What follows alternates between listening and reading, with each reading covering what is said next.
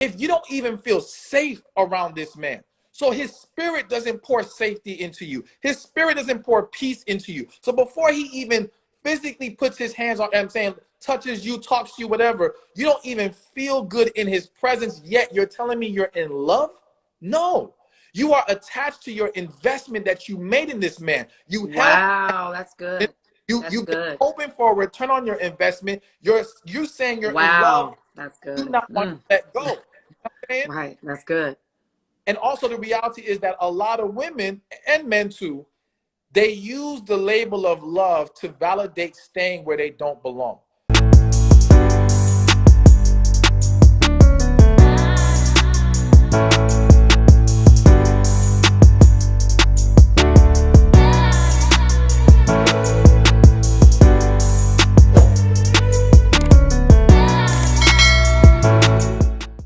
I'm really, really excited.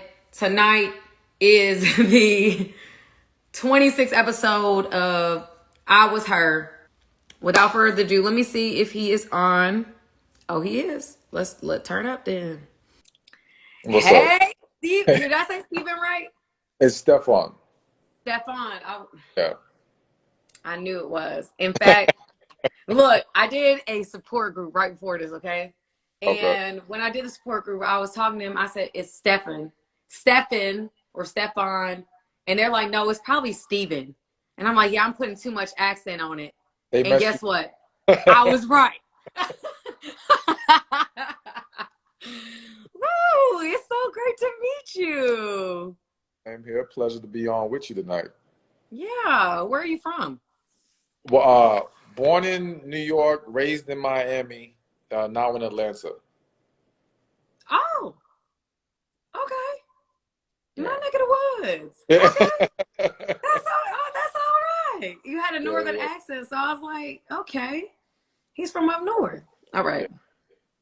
Well, Stephan, right? Stephan. Yes. So the name of the game is this. I Was Her. I told you a little bit. But people submit questions. They've submitted a lot of questions. I do take them on live as well. But, you know, tonight I'm just going to try to go through. You got a lot of questions. I mean, you just did. So I am going to hit you. Hold on. Let me see which one is the best question. You feeling good? You feeling ready good. for this? I'm born for this. This is what I'm doing. Okay. All right, here we go. Mm-hmm. Ooh, okay, that's man. All right. I think.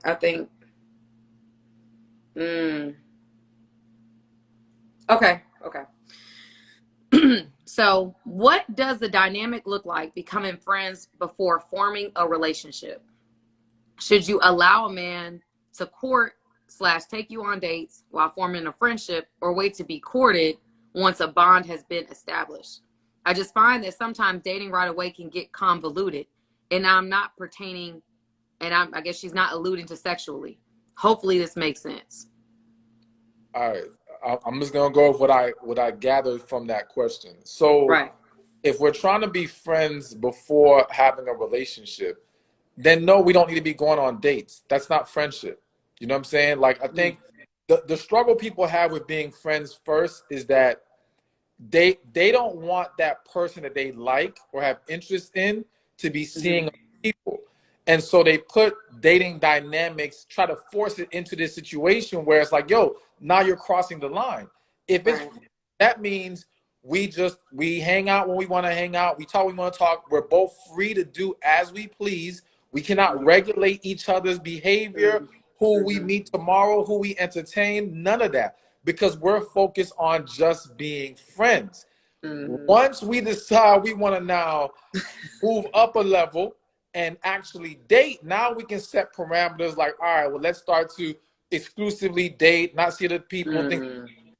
If that's what two people agree upon, because even then, I'm a believer that if you're single, you're free to do as you please. You don't have to see one person if you don't want to. Just be mindful if you can handle that or not. But, you know, getting back to her question, it's just a matter of, you got to put boundaries. And if it's friendship, then it's strictly friendship. It's the same way you would treat any other friend. I agree with that. I definitely agree. The thing is, I'm possessive, so I'm definitely one of them type of people that y'all. I'm definitely possessed. I don't share. I don't share pencils. I don't share paper. I don't share men. That's not. I don't share. So, but no. But I hear you though. That's actually very good. That's very good. Okay. Okay. We got another good one. Hold on. There's another one here. Okay. I think I like.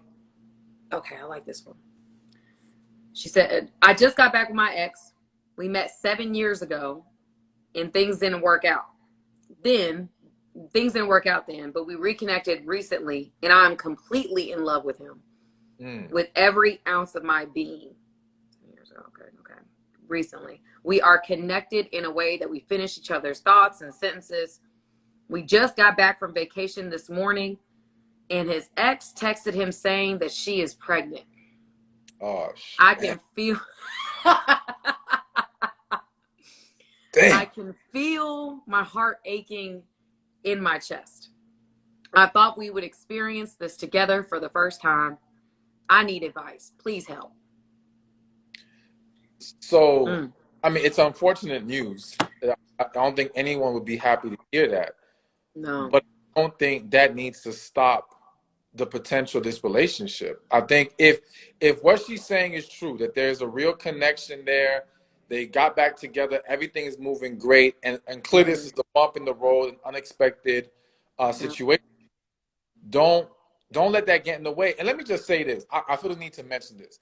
You know, I have this belief that from a spiritual perspective, when two people are supposed to be together, a lot of times they have a very hard time getting together because the devil, the enemy, whatever you want to call it, is going to interfere in a union that can bring about something better. When people don't belong together, he'll step aside and say, do y'all damn thing. Because he knows trouble is ahead. He knows it's going to end misery anyway and throw y'all off track. So it's not shocking that her finding this, connection with this man, everything working out, that now this unfortunate scenario is thrown at her. But I don't think she should let that deter her. I think if she's spiritual, I don't know, what her beliefs are, but if she's spiritual, it's time to pray. This is the time to talk to God about, all right, how does he want her to move in this situation? You know what I'm saying? That's good. Just asking this guy, okay, what is his thoughts as far as how does he want to go about this? What is he thinking? Because I do also want to encourage her that if she's going to be with this man, don't be that woman that discourages him taking care of his child. Like, no, absolutely. Let the man be a father and do what he needs to do, but set proper boundaries so that he can have a healthy co-parenting relationship, but a healthy relationship with her as well. And I will also say this. I think that if she just found out she was pregnant, that means that y'all might be seeing each other for 1 to 3 months. Just going off of me being I have a baby. Okay. I'm saying to myself, 1 to 3 months, y'all in love, y'all finishing each other's sentences. It's all wonderful, fine and dandy. It's really early, and I'm in comfortable situations. You escalate. I mean, you're familiar with somebody, you dated them before, you get into a situation, and now you're all hitting the gas pedal at this point, and everything feels like it's so great and so awesome. But take your time. If there's anything you can learn from anything that I've done, take your time, because I feel like sometimes we can get lost in feeling comfortable with somebody that we're not actually seeing who they are today or some of the things that you notice. So really take that time to pray and get into your word, because man, if you get infatuated like that, that means y'all might be doing other things besides praying. Okay. Remember, so I'm just saying. She did say though that they dated 7 years ago. So it depends on how long. So they already have, like, it's technically 3 months plus whatever history they have from before. You know what I'm saying? So they're trying to say stuff. I'm saying there's a higher level of familiarity in that compared to 2 random people who met for 3 months. But your point is still 100% accurate. take your time. This is the time to pray. And listen, I think in most situations, if a woman takes a step back, right, allows herself to just go within herself, her intuition will tell her what's up. A lot of that's times, true. it's not that women don't know, it's that they ignore their intuition, that they hold on to what they see and ignore what they're feeling and sensing.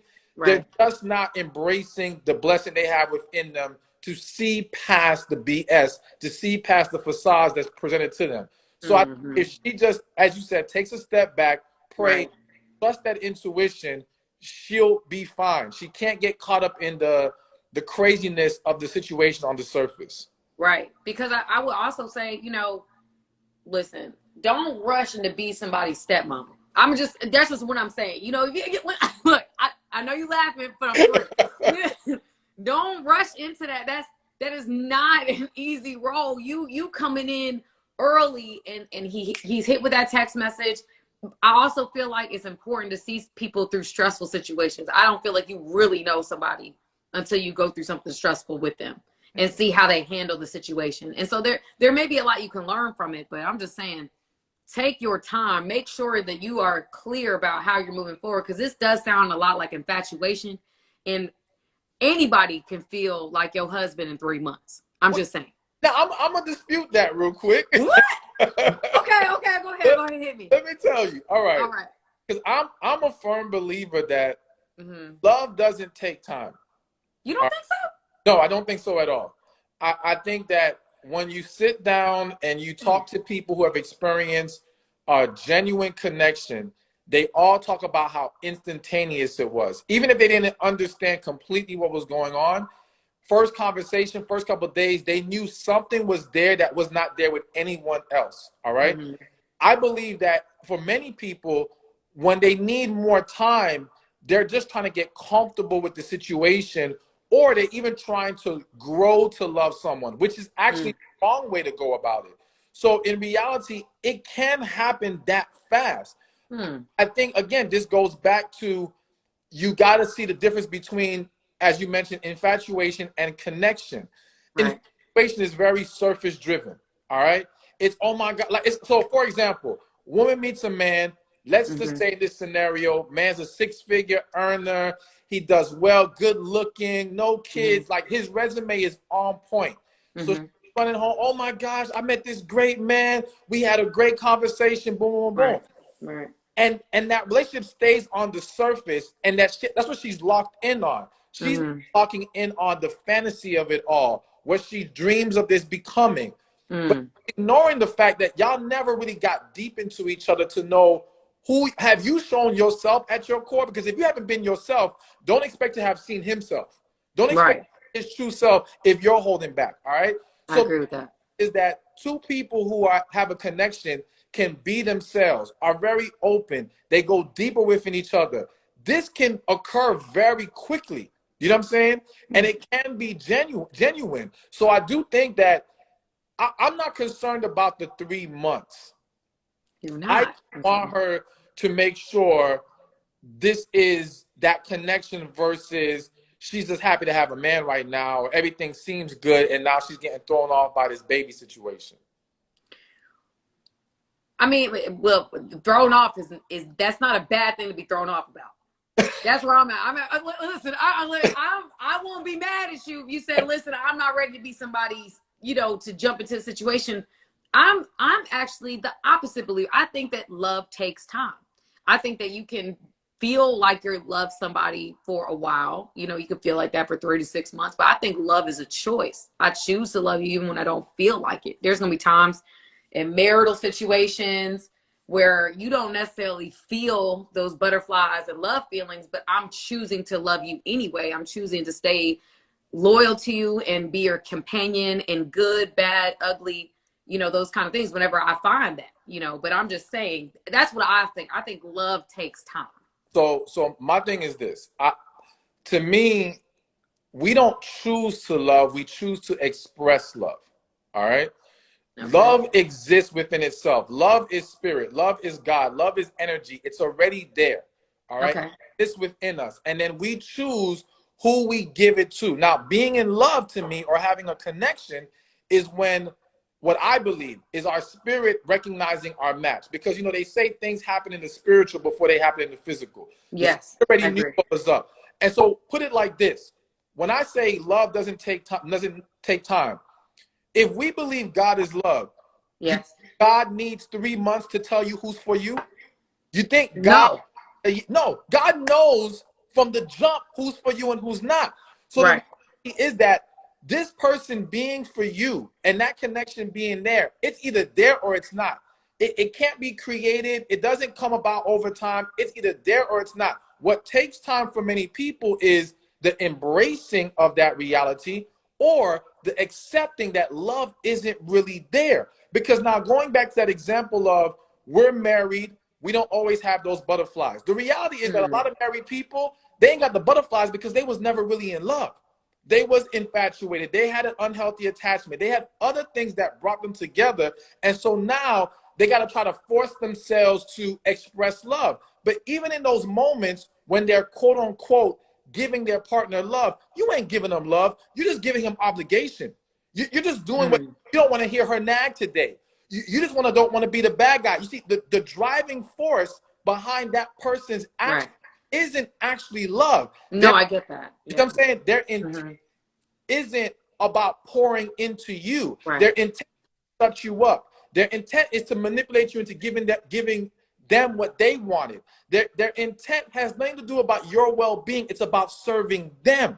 You see what I'm saying? But on the surface, it looks like love because we've attached certain actions to, oh, well, that person must love them. No, like, for example, there could be a man right now who's with a woman doing all this sweet stuff, right? And someone will look at that and say, oh my gosh, he loves her so much. No, he don't. He's trying to trap her ass because he knows that in the end, he's trying to get what he wants. He don't give a damn about how she feels. He don't care about her well-being. He cares about manipulating her. Now, this isn't to say every dude showing love is manipulating. It's just to say love cannot be evaluated on the surface because it starts from the spirit.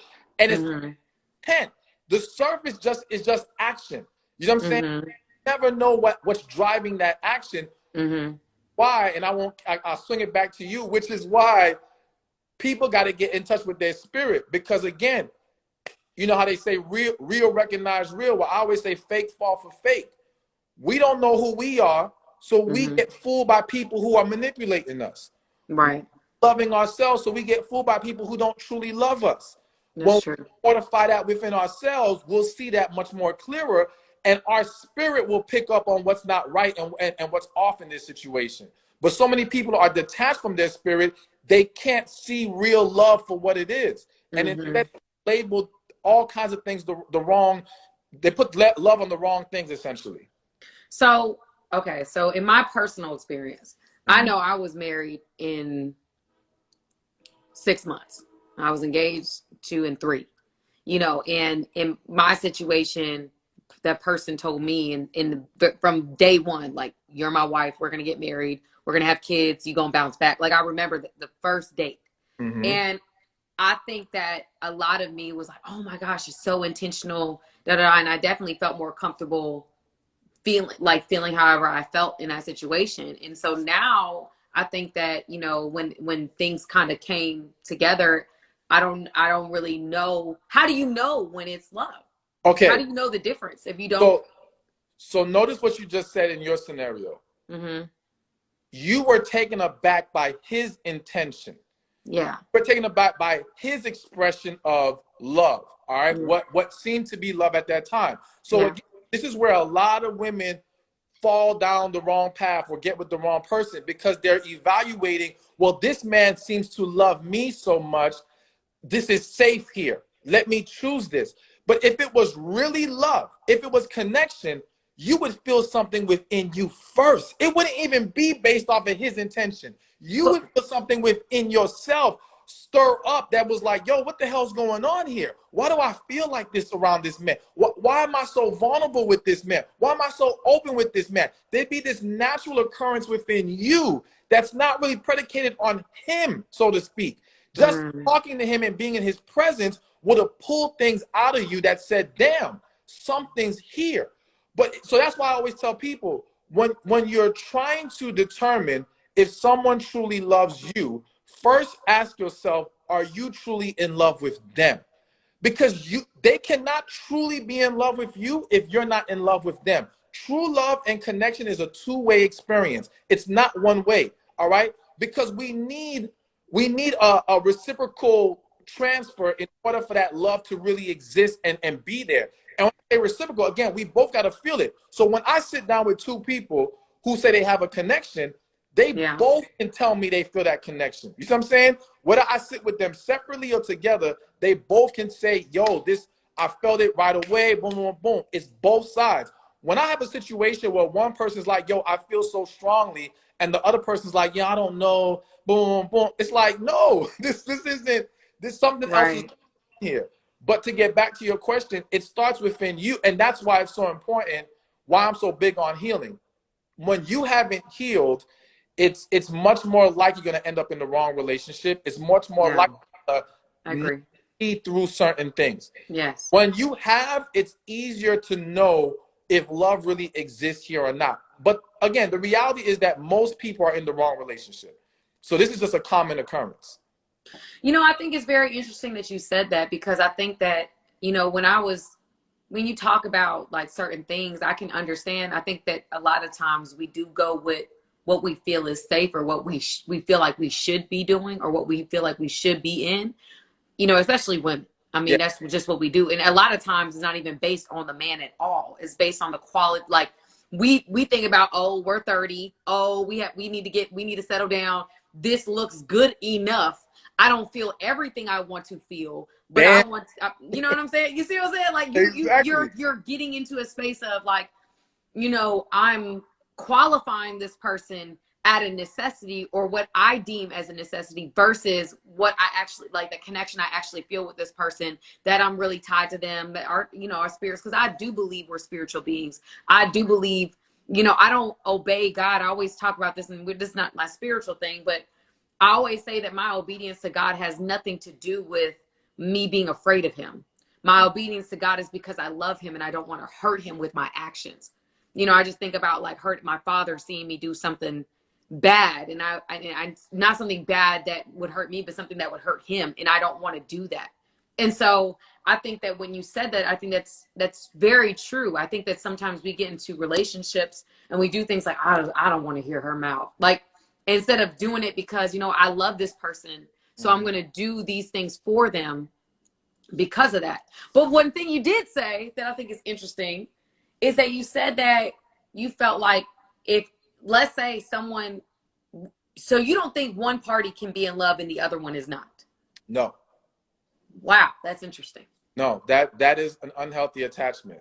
That is an unhealthy attachment. Yes. Unhealthy attachment, because again, so, okay, let me give you a scenario real quick. I had a client one time, and she came to me looking for help, and she's like, I'm so in love with him, man, I don't know what to do, but, you know, he's not willing to fully commit. And I'm like, all right, tell me what's going on. Supposedly it was a dude. Now, I'm throwing this detail in, even though it's not really relevant, but I'm just going to add this detail. He just got out of prison, so she was holding him down while he was in prison, comes out, whatever. She's still holding him down. They've been together. And he's not really pouring into her. So I said, yo, why do you love him? And she said, you know, I do this for him. And she ran off all these things she did for him. And I said, listen, you just told me everything you do for him, but what the hell for you? And she paused and she was like, he doesn't really do anything. And I said, okay, you cannot tell me you're in love with someone who pours nothing into you. That doesn't work that way. All right. And when I say doesn't pour into you, it's not even about them taking an action. If you don't even feel safe around this man, so his spirit doesn't pour safety into you. His spirit doesn't pour peace into you. So before he even physically puts his hands on, I'm saying, touches you, talks to you, whatever, you don't even feel good in his presence, yet you're telling me you're in love? No. You are attached to your investment that you made in this man. Wow, that's good. You've been hoping for a return on your investment. You're saying you're in love. That's good. Do not want to let go. You know what I'm saying? Right, that's good. And also the reality is that a lot of women and men too, they use the label of love to validate staying where they don't belong. because they know if she says to you, I don't want to let go because I gave him so much, then people would say, let his ass go. But if I say to you, I don't want to let go because I'm in love, then you might try to coddle me and be more compassionate and patient with me. We buy ourselves more time from people's pressure to leave a situation if we claim the love card. You know what I'm saying? So people use that as a defense mechanism, but it's not love going on there. So no, if it's a one-way deal, it's not true love. You may have, and understand this, at the very least, you can still show love to someone, because love is not just constricted to a relationship, romantic relationship. So show love to anybody in this world. But when we're talking about in love and connection, that has to be a two-way street. There's no way. No way. So I have a question. Another one. No, I'm not even asking questions. I'm just going in. Listen, I'm a therapist, so this is interesting. I like this. Okay, so anyway, my question is this. If you feel like you're with a man or someone is with a man like tonight that's watching, that person that they're with does not make them feel secure. They don't feel like they can trust them. They don't feel like that person is like they are questioning a person's loyalty as we speak, but they're with them. Do you feel like they actually love that person, or is that an unhealthy attachment to someone they shouldn't be with? So so it starts with, did you ever feel safe with him? So is that okay? There are some situations where if a woman steps back and really thinks about it, she never had that peace and comfort around this man. She got caught up in the hype of who he was or who she thought he was and the fantasy of it all. And so in that scenario, no, this is not love. All right. In a different scenario, it may have been that there was peace, there was love, but people make mistakes. And in those mistakes, yes, that can create insecurity, that can create a lack of peace.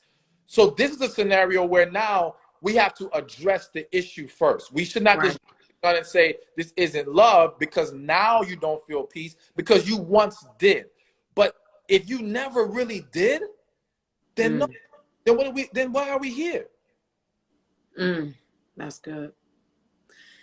That's good. Okay, so let me get to the question because I have another question, but I'm not gonna be disrespectful, y'all. You know how I am. I just get into the lost in conversation. Okay. When do the games stop, i.e. multiple partners, disrespect, etc.? Valuable and vulnerable good women or men just want to live a life of peace, laughter, and love. So I guess the question is, when do the games stop? Multiple partners, disrespect, etc. The games stop when you stop tolerating the games. Hello, that's what I'm about to say. Come on now. So let me say it like this too. The games there will always be people playing games. I think one of the mistakes that individuals are making is they're hoping for a life where people will do right by them, where people will hold themselves to a higher standard. And I'm like, all that. I know we live in a jacked up world. I know that there's grimy, shady people everywhere. I don't expect anything from anyone. I simply navigate life how God wants me to navigate it, and I deal with things when they show themselves. And if you show me that you're playing games, I will remove your ass from my life. End of story. We don't have to keep going back and forth. We ain't got to do none of that because I ain't got the time and energy for it. You know what I'm saying? So it's that Northern came out strong, and that New York just came. He said, I ain't with it. I like it. Okay, keep going. But yeah, like, that's it. Like, we got to get to a point where we should go on that. Like, yo, stop waiting for people to stop playing games. Just when you see it, don't entertain it. Keep it moving. That's it. That's all you can do because there's going to always be people who want to engage in nonsense, no matter what. Period. That's so. I mean, I'm going to tag on to that. I always say that people are people. You can't trust people. Only person I've learned to trust is God. You can't trust people. So even in relationships, I don't go in necessarily all about, because people are going to fail you, even the people that you love. It's just what it is. We make mistakes. I may be in a situation with somebody. I might hurt their feelings unintentionally. They may hurt me unintentionally. It is what it is. But I think that when you trust God, I feel like everything will be revealed in its proper time, as long as you're being in tune with your spirit or being in tune with your relationship with God. Because you gonna find out things without even trying to find out. Like, you gonna be a part of conversations that you weren't even supposed to be a part of about what people's intentions, true intentions, are for you. And you know, you gotta be prepared to move when you see those things. But some people just don't move. And that's it. We gotta be honest with ourselves about the fact that we let things slide too much. We see things, we don't address it. You know, we're afraid to let go. And again, I would argue, I always say, women don't get played, women play themselves. All right? Really?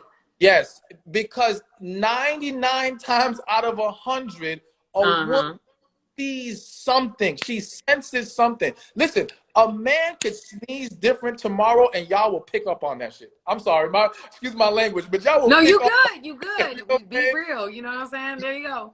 So it's like, y'all don't miss, y'all catch the details, but y'all don't want to face and I say y'all, a lot of women don't want to face the reality of what that detail means. You know what I'm saying? True, though. It's real. It's very real. Don't want to accept that this will mean you have to let him go. You don't want to accept that this will mean he's doing you wrong, or that you're dealing with the wrong person, or that you're still in love with your ex, or whatever the case may be. There's all kinds of things going on with people. They don't want to have to face it, so they ignore what they pick up on. But women rarely miss every red flag. I don't, honestly, I've never seen it. I'm just going to leave the possibility open because you can never say never. But it's extremely rare for a woman to not pick up on something. No, we do. I believe that we pick up on every little thing, but I think it is a sense of like, you know, and I hate to, you know, bring up religion, but that's just kind of where I go to with it. Is like, we get into this forgiveness, like, okay, we forgive, right? We want to, like, you know, I believe we forgive in the metric in which we should forgive others with the same metric that God forgives us. Like, that's how he measures the way he forgives us, is how we forgive other people. Absolutely. But I do think that we can get lost in that and use it as an excuse to stay in something that's unhealthy and allow boundaries to be crossed over and over and over again, then still try to expect and really cut ourselves by trying to expect what you've never experienced by one person. Like, oh, he gonna do me right this time, girl. I remember I was 19. I thought listen, he might have cheated on me, like someone was paying him to do it. But today, Lord, it's over with. But he ain't never demonstrated the ability to be faithful. Yet I kept trying to believe that he could. And maybe that was, I think investment causes attachment. You know, that's what I was taught. That is 100%. So one, we have to understand that we can forgive. It doesn't mean we got to keep them in our lives. Period. So I forgive you. Forgiveness is about, I'm not holding on to this negative energy anymore. I'm accepting it for what it is. We're moving past it. But we can still say, okay, you know what? You still show me you are not qualified to be in a relationship with me. You still show me you are not ready for a healthy relationship. So I have to remove you, but I can forgive you. What that is so important about investment creates attachment. That's the thing that is even more, it happens more with women. Women struggle to walk away from what they invested in. A lot of women rather sink with the damn ship than to leave that boat. and it's like, yo, because, I gave so much time and energy. And in some situations, it's the investment gets you attached. Or you have women literally holding on to a man right now. Another woman came into the picture and they don't want to feel like they lost to the other woman. It's not even about the men at this point. It's the competition between her and this other woman and feeling like I can't let her win. So I have to keep holding on to this trash man just to prove a point. You know what I'm saying? Like, this is literally happening so much. And there's various other reasons, but definitely investment creates a lot of unhealthy attachment. This makes me want to ask one of the questions I got in my DMs, which I hope it comes up. I don't know if it will on this one. But what it was a question, and I'm gonna paraphrase it, but it was a woman who was, and I hope if you're on here, go ahead and ask the question. but it was a question about a woman who had been divorced, and they divorced like last year. She found out that he was dating somebody throughout the end of their relationship. And now he's engaged. He's now engaged, has a baby on the way with the girl he was dating while they were married. And so now she's at a place of like depression and sadness. He's acting like he's in a whole new like family now that he's built with this woman he was cheating on her with. And she's just like, I'm at really, really low points right now. I don't know what to do. You know, she's seen me walk through a divorce. And so or walking through a divorce. And so she's like, how do you navigate that situation? Which kind of ties into what you're talking about with seeing a man with another, you know, your dude with another woman, and then that messes with you. So what do you think about that? So, I mean, it's tough. I've dealt with this with clients many times, and it's easier said than done. But ultimately, the woman has to understand, listen, if this man is not for you, then let him do whatever the hell he wants to do, because thank God you're not with him anymore. Like, you got to focus on the fact that you are being set free from a situation that was not best for you. And also understand that, because I know there's a lot of hurt from the idea of he was able to move on so fast. He was able to find a relationship so fast. Number one, understand that a lot of, and I'm not saying his situation could be genuine, right? But a lot of situations like that, they end up falling apart at some point anyway. What it looks like today is not what it will look like 2 years from now. So I see situations where the ex-wife or the soon-to-be ex-wife is hurt because the man's moving on. Oh, he has another woman already about to be married. And I told him, like, yo, I can already see, because I have a sense of picking up on things with just looking at certain couples. And I was like, it's not going to work. Just, you'll see.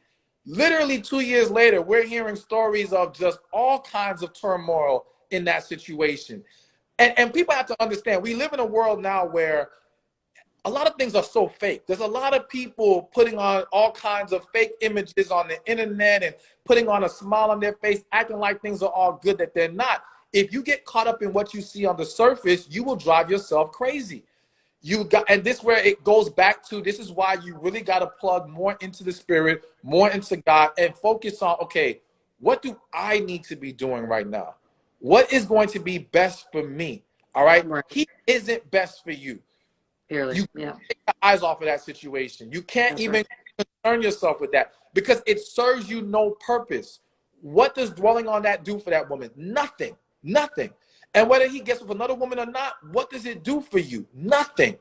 You got to put your energy on how you can become better and focus on healing. So I would highly encourage her to really just plug into healing right now and going through that process, and just really making an effort to not even look at that situation as much as possible.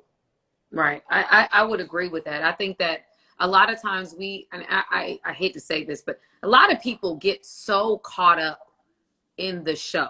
I mean, we really do. We think that, you know, there's people that will be, oh, I didn't see it. You didn't post it. So how do I know it's real? It's like, that is so superficial. You know, I mean, I you know, if you've got to post it for me to believe it, then I don't know if that's necessarily the truth. You know, because if I'm really vibing with somebody, you ain't never gonna know until I'm married to them. That's just what if I really care about you and I really care about our connection, I'm gonna protect it. I'm gonna make sure that this thing doesn't get outside influences, other people energy on it that don't belong there. Like, I'm gonna make sure that is protected because I care about it. Yeah. So to me, I think we get so caught up in the validation factor of things, and then we, you know, now, and I feel for you. I understand how it can be walking through a divorce, and on the other side of you watching him have a whole new family with somebody else. But you're absolutely right. What you're talking about is like, I need to reframe my thinking. I need to stop thinking about this as I lost something and actually look at it like I gained something. I gained understanding of who I was actually with. I now know things I didn't know before. And this person hasn't healed. This is an unhealed person, a broken person that's about to break somebody else. And so now you have to focus your energy on being healed. And what does that require? For me, it was therapy every week. For me, it was working out and getting my fitness thing in full gear. For me, it was focusing on how I move and what businesses am I going to start? What are the things that I haven't tapped into that I need to tap into now? Now it's time to tap in and spiritually get connected with your creator and find your security, not with whether that man validates you or not, whether you validate you. And that doesn't matter what anybody else thinks, whether he chooses you tomorrow or not. At least you know you good with you and you like you, and we gonna be okay. And I think that that's where you have to focus on. If you keep focusing on that, and I think a lot, I'm talking a lot in this because I feel like I get a lot about this. We focus our energy on being validated by people that people are finicky. People are up and down. One day they feel great about you. Tomorrow they feel terrible about you. Today they feel great about you. Tomorrow they feel bad about you. They're going to have tons of opinions. You cannot rest your validation in the hands of a man. He's incapable of doing that. I don't care if you got the best man in the world. He still can't do it. So it's best for you to figure out, for me, it was my relationship with God. I'm secure with that. God doesn't change. I do. So I know that that love from him is always going to be consistent. He's always going to see me the same way. He's always going to be there for me. So my security rests in that, not in what I see. So I'm not so worried about what I see because I know what is unseen is eternal. So I think that you have to start focusing not on what you see, but start focusing on what's unseen. And that's what's actually going on with you, whether you realize it or not. That's a lot, but yeah. I know that's a lot. Okay. So anyway, let me get off that tangent. There's a lot of questions. So let me get to the next one. There's like 40 on here and you have like 8 minutes. Okay. So hold on. Are you bored yet? No, we good. And we can keep going. We can go way past 8 minutes. Don't worry about that. Okay. So, all right. I have a question for you. I'm even gonna read this question. Go ahead. So how did you get to becoming a relationship expert, like to where you are now, to where videos are going viral, you got a following? It's a long story, so I'm gonna try to get the short version. Give me the clip notes. Okay. I mean, one, it was all God. I never thought in a million years I'd be doing this. My degree is in IT. So, wow. Yeah, exactly. Never actually got the degree. But long story short, went through I wasn't into God like this before. All right. I was out there doing my thing, whatever. And then I kind of went through a period of time where what I call my wilderness period, where I kind of like I literally felt like God just completely broke me down to where I completely didn't know who I was. I didn't know what was going on. I had no fire. I wasn't doing anything. And then I kind of came out of that, understanding, okay, let me just ask God, what do I need to do next? So it was write a book. Then it was start a blog. Then it was, become certified as a coach. And I literally did not know. I just kept asking, what next? What next? I just kept doing every next step. And it just kept leading. Even me writing, my second book was God, Where's My Boaz? I never even wanted to write a book that was God-based, spiritual, whatever. Like I was trying to stay mainstream or whatever, but it came to me at a time where I was actually going to quit. Like ready to be like, I'm done with this, because people don't understand. Like, yeah, I'm successful now, but I had to go through years of being broke and struggling and to quit multiple times, and people get a real job and all this other nonsense. But every time I prayed, God was like, no, stay right there. You know what I'm saying? And he told me to write that book. And I remember just telling my editor, like, man, if it just makes a couple $100s a month, that's all. I'll be okay. Man, that completely like propelled everything. And then it just kept going from there. And so, yeah, that's the short story. But there's so many sub stories in there. It's a wild journey. It's a wild journey. Now, were you married? I know that's like sorry, go ahead. No, go ahead. I know, that's me being me, and I didn't know if you were married or not before.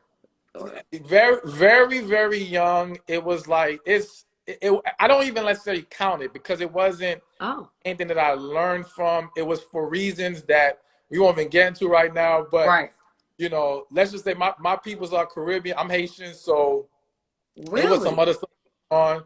Yeah. But yeah. So is So there that truth to Haitian men being crazy? Like my mom was like, "Do never date a Haitian man." I don't know about no Haitian men being crazy. I only know about the good stuff. I know that we are great Oh, providers. All right. We are okay. great lovers. Only the good stuff. Got you. Okay, good. Yes. Okay. We are very, very assertive men. That's what I know about. All that other stuff, I don't know nothing about that. Okay. You don't I know know nothing about about, the okay, I got you. I didn't know that you knew anything about that. Okay, well anyway. Uh okay, so okay, next question. How do you think you can detox yourself from people you know weren't good for you? You know it, but it hurts and you need a mental rehab. So the key thing is, I think where we go wrong a lot of times is that we're focusing on the recent situation and we're overlooking the foundational issues that we've been ignoring all these years. The reason why you keep ending up with toxic people or dysfunctional people or broken relationships is because you weren't healed to begin with from something that happened before those people. It may have been childhood trauma. It may have been an early relationship in your life. Something, low self-esteem caused by other hurts and disappointments. Something sets you on this path. So when we try to just address what we recently went through, we don't really solve the problem. We just knock off that top layer that we're paying attention to. But there's a bunch of other layers. And what's going to happen is, even if you detox yourself from the recent person, you're going to find yourself in another situation with someone similar because your points are still there. Yeah. So it's about healing from everything. It's about detoxing from everything. And part of the detoxing process is about getting everything off your chest. Like, what I have found is that most people have not fully expressed themselves. Having an argument is not fully expressing yourself. Lashing out is not fully expressing yourself. We've had flashes and moments of expression, but we have not fully expressed ourselves, gotten everything out of our system. And when you don't get everything out of your system, things linger in your spirit. You know what I'm saying? And those emotions get trapped. And so people don't understand, a lot of physical ailments come from emotional stress. You can have someone who can work out, eat healthy, and on the surface, they look like they have it together. But if they are not healed and they have emotional stress, or they're engaging in a toxic relationship, that person can get cancer. And people will say, well, where did this cancer come from? It came from the emotional stress that they're holding on to. So it's important that we release everything. And that's why, like, I have a process where, I have them write letters and get everything out. Because again, so many people have held back and not truly poured everything out of it. And I mean all the anger, all the resentment. What happens is it becomes so overwhelming to go back to that painful place to pull those emotions out. So people run from that. That's but true. Run from it if you want true healing and you truly want to break this negative cycle that you found yourself in. Somebody, I think it's so interesting. You said a letter. When I first went to therapy, I was terrible. That's why I have a show called I Was Her, because I was no good. Any man that met me in that time of my life, you was getting cheated on. I mean, it just was what it was. I get lied to, cheated on, betrayed. You get all that. You get not a good person. But after, like, when I first started with therapy, I was like, listen, I have to really, I don't want to, this is not how I want to show up. She said, do you want to hold this? Do you want to keep this going? Is this how you want to show up? And I didn't want to show up as a runner, as a cheater, or any of those things. And one of the things I had to do was reconcile with my first relationship, the relationship that, really started a lot of my hurt and pain and boiled into other things. It wasn't the reason, but it was beginning of them. And I had to reconcile that with myself. And it's not reconcile, but you said something, closure. There's a difference between, she said there was a difference between closure and reconciliation. And a lot of times people are looking for reconciliation and not closure. Closure is a one-person process. You don't need two people for closure. You just need to find closure within you.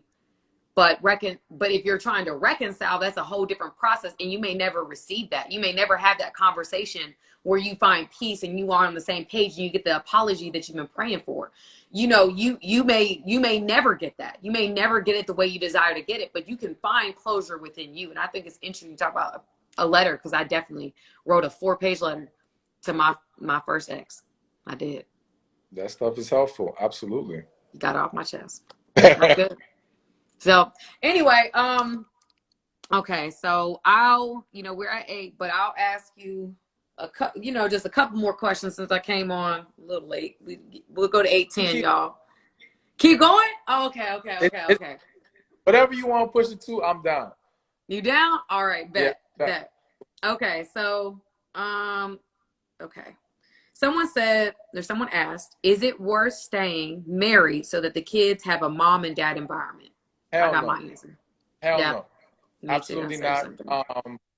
not. People, the mistake people make with the whole staying for the kids is that you're actually doing more harm and damage to the children staying together than separating and creating positive environments apart from each other. What the child needs more than anything is positive, loving environment. If you can achieve that together, okay, then I'm not going to argue it, even though I still don't. I don't believe in encouraging people who don't belong together to stay together. But if you try and you can create a positive, loving environment, fine. But staying when you cannot create a positive environment is defeating the purpose of staying.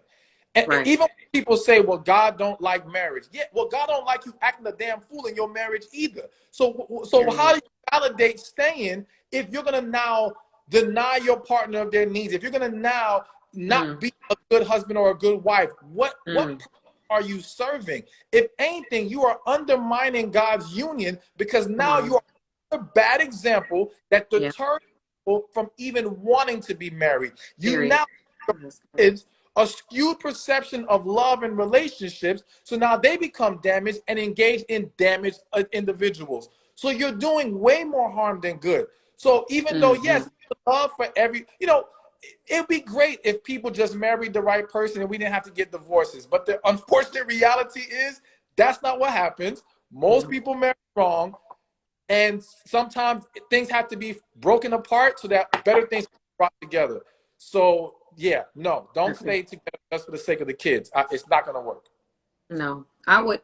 So how, you said that certain things most people are marrying wrong. How would you encourage somebody to marry right?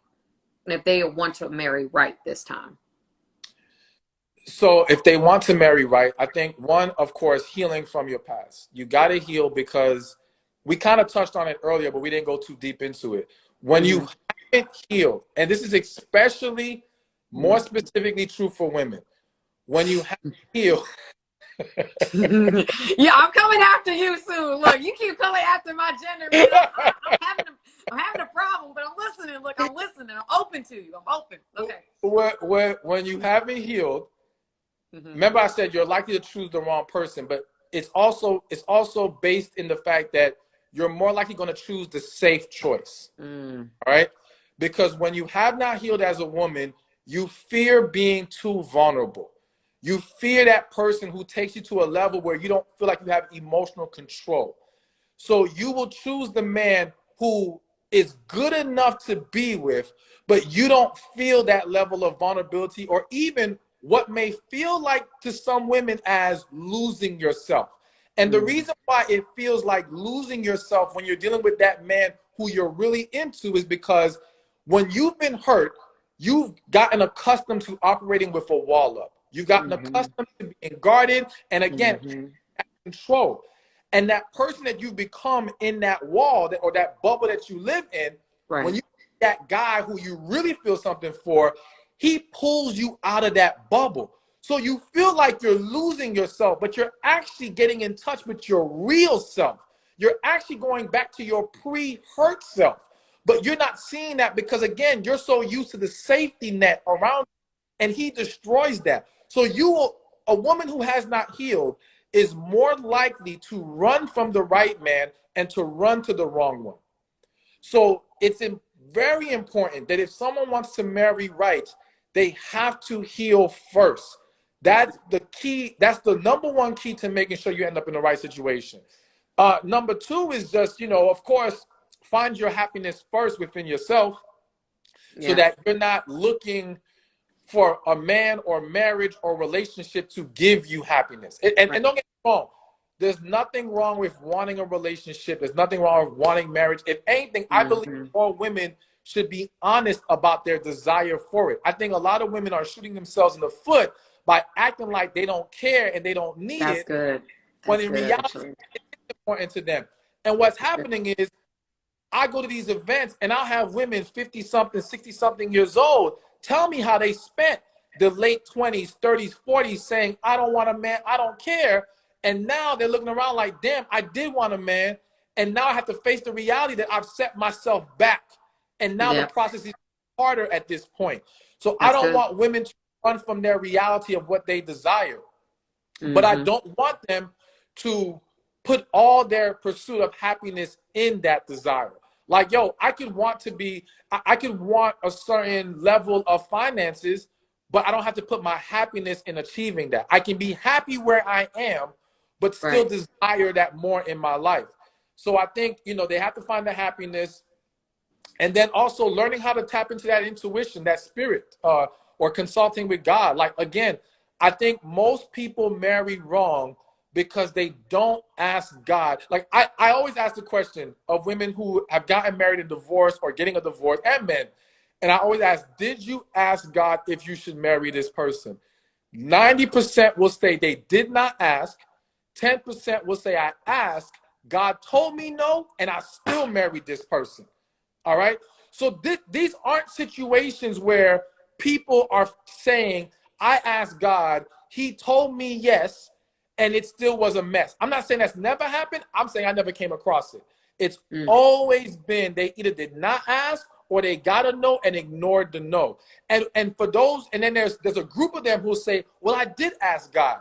But you know what they did? And this is not judging anyone, because I understand we've all been there. They'll pray, and this is a random example, but they'll pray and say, okay, God, show me a sign if this man is for me. Yeah. Next day, a bird comes to their window, and I'm literally giving a story that I've been given before. A bird will come to their windowsill singing in a way that they never heard before. They say, oh my God, it's a sign from God. I need to be with this man. So basically, they're not receiving an answer within their spirit. They're looking for a sign to validate what they should do, which is the wrong way to go about it. So when I say ask God, I mean ask God so you can receive an answer within your spirit of yes or no. Should you marry this person? And I think if more people did that, we would eliminate a huge amount of wrong marriages and wrong relationships. I think you hit some really great points, but I have a question. Okay. I don't think, I haven't run across. I feel like women are the bigger consumers of therapy, right? So I don't feel like there's men out here that are really pursuing healing like they should. I even feel like there should be more male examples of men that are healing in healing appropriate ways. I think the only way men really know how to heal it, quote unquote, is to distract themselves with other women, sleeping around, going out with their friends, work out more. Like, they're not really healing. And so I feel like there's a lot, just like there's unhealed women, I feel like there's a lot of unhealed men, because women, are the biggest consumers of therapy. I mean, period. Coaching, love, that's just what it is. So what would you say to that? All right. So I got two things to say to that. Okay, I'm listening. One, let me first agree that a lot of men, there are a lot of unhealed men. There's a lot of damaged men. They are not seeking the help that they need. I 100% agree with that. And it is something that we have to work on. I do think it's getting better. All right. Okay. I think what we have to understand is that men are not going to be as you're not going to see it So basically, you'll go on my page and you'll see nothing but women in the comments. What y'all don't see is the men DMing me. So the men asking for help, the men wanting to get a session. So I do get men. Hell, when I go out, I get approached by more men thanking me for my work than actually women. So it shows me that a lot of them are there more than we think, but they're more in the shadows, because I do think for some it's a pride thing. For some, it's just, you know, they're in their own little corner doing their thing. But I still would agree that we need more. The other thing, though, is, and this is not to devalue the efforts of women. However, a lot of women are the bigger consumers of therapy, but they're not actually healing. And to me, that's the big problem. It's okay, yes, you went on this healing retreat. Yes, you're going to this therapist. Yes, you did this. But how have you progressed in this process? Have you actually healed? What a lot of women are being taught is how to cope, how to manage, all right?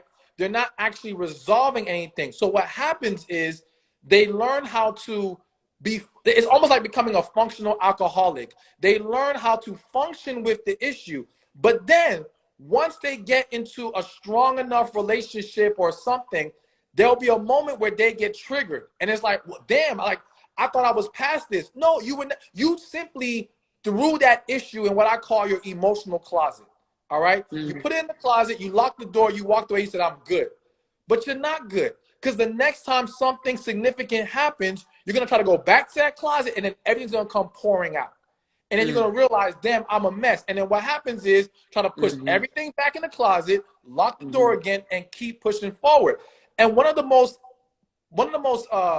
best examples of this is a lot of women have to just look to their own mothers. All right?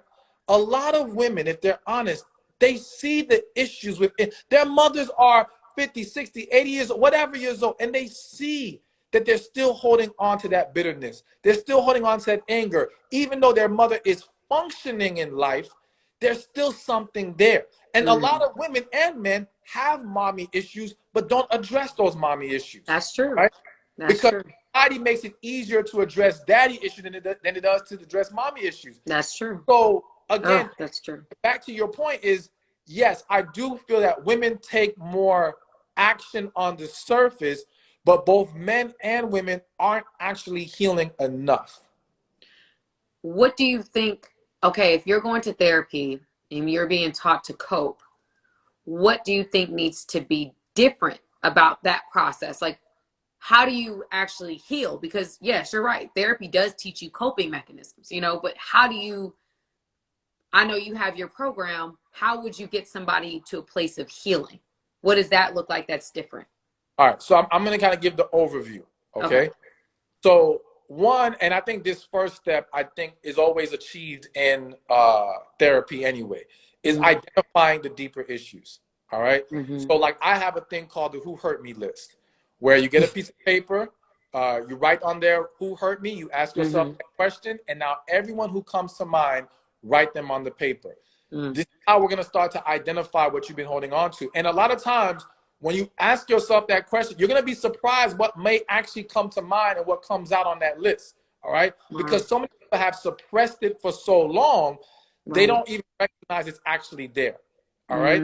Now, once we've identified the people who have hurt you, the situations that have hurt you, now we got to go to the next step of getting things off your chest. This is where the letter process comes in. You know what I'm saying? And again, where we have to let everything out. See, one of the problems with the letter process with other people's method, this is not to throw shade on anyone's method, but unfortunately, some people will tell you to write a letter. And what people do in that letter is trying to find the right way to express themselves in this letter. That does not achieve the goal of true emotional healing. All right? Because here's the thing. If deep inside of me, I really want to say, I hate you and I wish you were dead. Right or wrong, that's how I feel. That's how mad I am. Me writing a letter saying, you know, I just wish things were different, that doesn't achieve releasing that negative energy out of my system. I need to say, I hate you. I wish you were dead. I have to able to say exactly what I'm feeling. So a lot of people's letters don't get out the raw emotion. It doesn't get everything, so it doesn't truly detox them of everything that they're holding on to. So my is about having a draft that gets everything out raw, and then we have a second draft that corrects it in a way that now someone could actually read it and receive what's being said. You know what I'm saying? Then we also have to move on to forgiveness, you know, and understanding, okay, we have to forgive people. And as we talked about earlier, it ain't about we gotta still engage with them and be in a relationship with them, but we have to embrace forgiveness, releasing that. But not just forgiving them, we gotta forgive ourselves. A lot of people's struggle is they have yet to forgive themselves. They keep beating themselves up. You know what I'm saying? Then we gotta practice new mindsets and change how we go about things. You know, the unfortunate reality is that in every profession, there are good and there are bad. All right? And so there are good coaches and therapists, and there are bad coaches and therapists. And I've heard stories where it's clear the coach or the therapist is damaged themselves. And that's so the good. damaged person cannot help you heal. So that's nothing. I just want to encourage anyone who's in the helping profession. It is imperative that you do healing work for yourself first. Yeah. You are in no position to be trying to guide someone. What I've seen is the professional being triggered by what's going on in the client's life. Transfers. Transference. And so now you're interjecting yourself into their situation, and so now you're giving them bad advice. Right. You know, so that's good. It's just, so again, you got to recognize the pain, the hurt. You got to get everything off your chest. You got to embrace forgiveness. You got to then practice new positive mindsets. And that, again, there's more details to it all, but that's the overview of how we heal rather than just cope and manage. That's good. That's really good. Okay. I like that. Okay. Well, anyway, I'm going to give you one more question and I'm going to call it. Okay. So on social media, there's been a lot of talk of toxic masculinity versus masculinity. Okay. So I think it's tossed around a lot, you know, like even just the alpha and beta conversation, like all of that is being tossed around, thrown in a pot, and people are not necessarily understanding what is masculinity, what to actually expect from masculine or masculinity, or what that should look like, and versus toxic masculinity, which is a whole different spectrum that we throw a lot of people into. And I don't feel like that's fair, you know, just being the social worker I am. This is like, it's just not fair to just like, I don't feel like you should throw the term narcissism out or narcissist out, because it's overused. You overuse it, it doesn't have the same meaning. So what do you think about that with toxic masculinity versus masculinity? And all right, so one, I don't believe in toxic masculinity. I don't believe there's at all. I believe that what is being labeled as toxic masculinity are actually damaged, hurt men. It's nothing masculine about that. So for example, if you see a man berating, or let me use something different. If you see a man being abusive towards a woman, right? Some people may say he's being toxic, that's toxic masculinity. No, that is a damaged, insecure man who does not know how to manage his emotions. There is nothing masculine about a man who cannot manage his emotions. There is nothing masculine about a man who does not know how to have composure in the midst of a storm. There's nothing masculine about a man who reacts rather than processes and properly addresses and resolves a situation. So what you're seeing is not masculinity. It's far from it.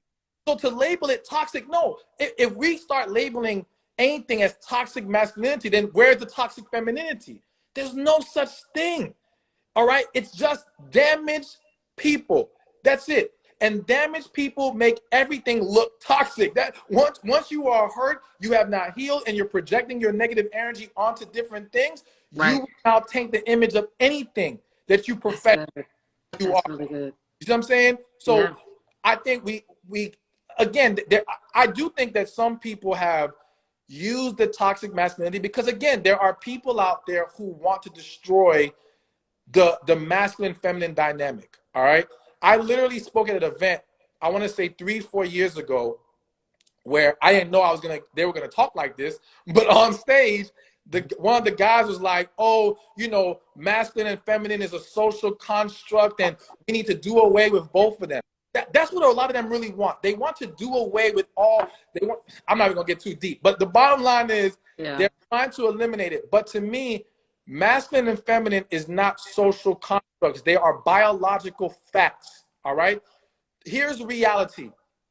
If we take a woman right now and we start to inject testosterone in that woman, she will become more assertive, more aggressive. Her body will become stronger. Her libido will jump, all right? She will start to exhibit masculine traits, all right?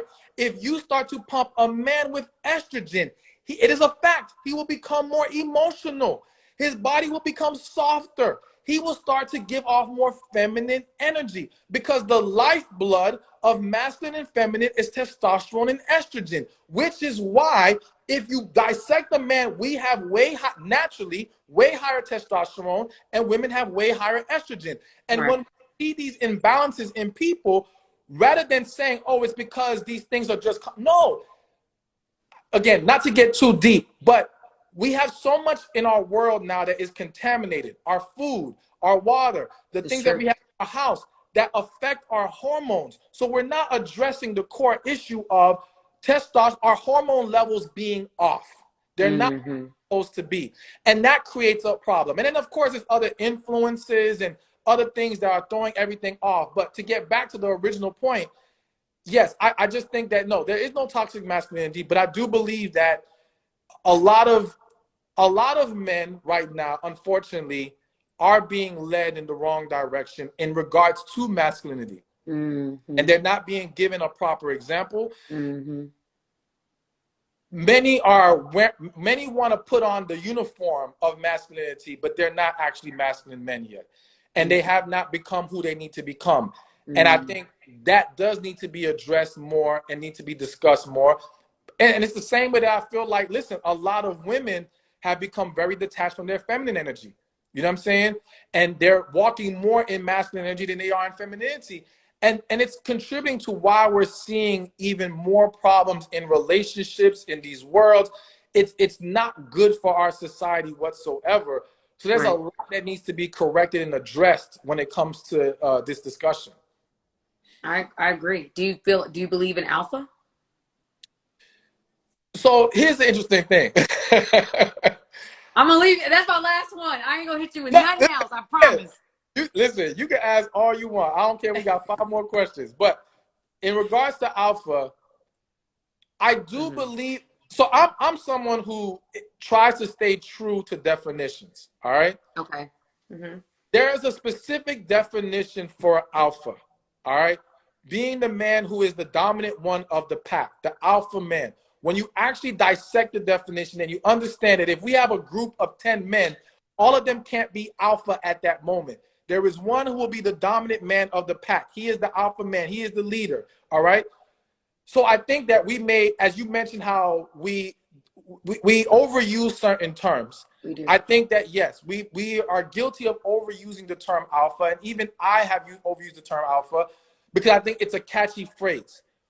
What I've come to realize is my goal is not about making men become alpha. It's about making men tap into their masculine energy, because everyone can be masculine. Every man can become a masculine man. You see what I'm saying? Everyone's not alpha, and there's nothing wrong with that. You know what I'm saying? And even as an alpha man, you have to know when you have to take a step back.